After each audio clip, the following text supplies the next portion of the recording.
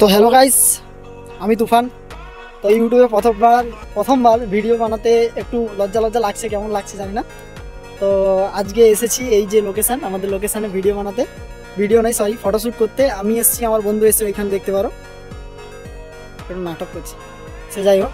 তো প্রথমবার ভিডিও বানাতে এসেছি, ততটা এক্সপিরিয়েন্স নেই, তবে তোমাদেরকে ফটোশ্যুট করে দেখাবো কেমন কি লাগে। ভিডিওটা বেশি লম্বা করবো না, তো যাই হোক ভিডিওটা দেখতে থাকো।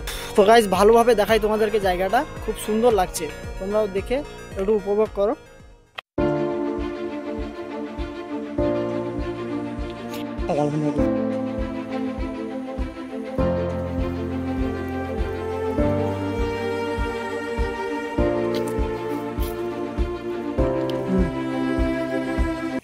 তো দেখতে পাচ্ছ আমার কাছে আজকে যেটাতে ফটোশ্যুট করবো সেটা হচ্ছে নিকন Z50।